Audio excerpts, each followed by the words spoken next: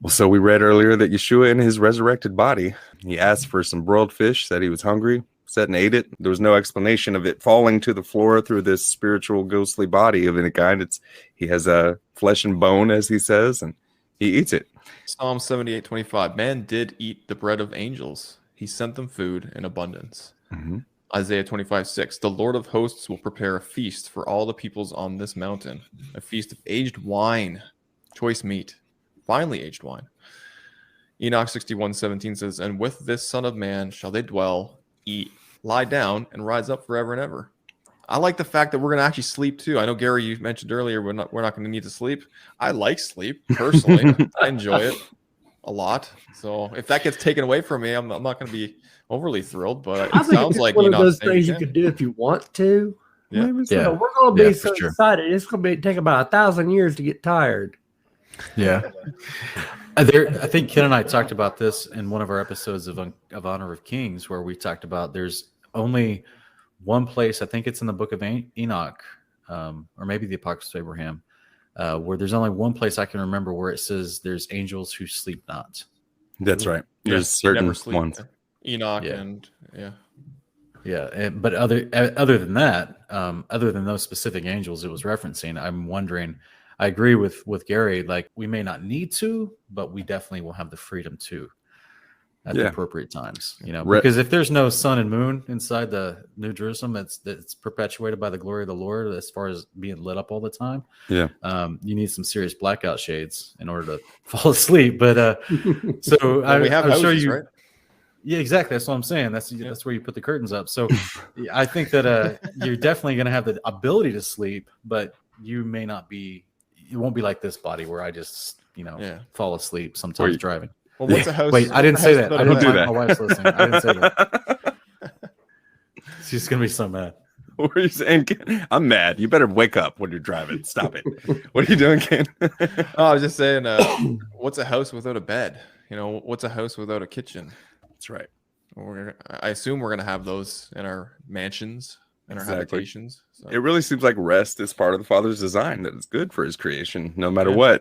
I just picture when it says, with the Son of Man, you'll be able to lie down and rise up forever. Like, I just picture like this field where everybody goes at a certain time on Tuesdays and takes a nap with Yeshua, and there's just millions of people on the field under the sun, basking in it, napping peacefully. Well, we know that the Sabbath will be continually instituted throughout the millennium. So, we'll be resting on the Sabbath. That's correct. Yep. Yeah. Marcia says, I don't know how y'all are, but I get tired after I eat. Yeah. Especially like a turkey dinner. Yeah. Yep. Tryptophan. Yeah. That's right.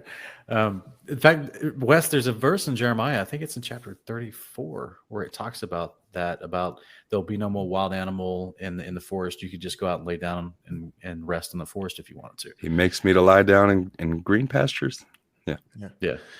And those Baptists in the house who are opposed to drinking alcohol, well, Isaiah 25:6 seems to indicate that we're going to be having the finely aged wine at our fingertips.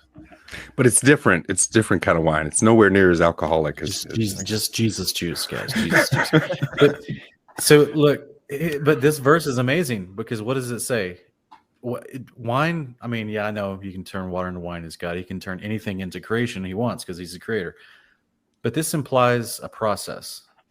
Just like Enoch talks about the angels having their own houses. And we've talked, Testament of Levi talks about how there's a priesthood of angels that bring forward sacrifices. There's Matthew 22, 1-4 in the kingdom, the wedding supper of the Lamb. I'm guessing it's going to be the angels that will have prepared the ox and the calves that are slaughtered for the wedding supper of the Lamb. So that means there's animals up there. There's real land. They're planted vineyards so they could harvest wine. Yep. Like it's real life up there. Like, you know what I'm saying? And I think he created where we live he finished creating where we live by day 5. And then mankind was created on day 6. But on day 1, he already created all the other levels of the firmament where the angels live. And they have their own land and trees and waters and mountains and rivers and farms and housing. And like they live life. This is why the Torah is so wonderful, because it literally tells you what God and his servants, what the Father and the Son and all the servants in heaven are doing, living their life. They abide by the same rules. Yes, there's a few circumstantial ones that apply to here on this level where we live, but ultimately, within this creation model, the Father didn't just make where we live under our firmament this special place that's no one else exists in, and everything is just catered to us. Like he replicated the existence, the perfect ecosystem existence that he and the angels live in on multiple layers. You know what I'm saying? And that's just, I trying to help other believers understand that reality. This is why Psalm 78:25, they have bread in heaven. What does that mean? They have to grow wheat. Yeah. Means they got to work on a take farm. that all the way through in your mind. Yeah.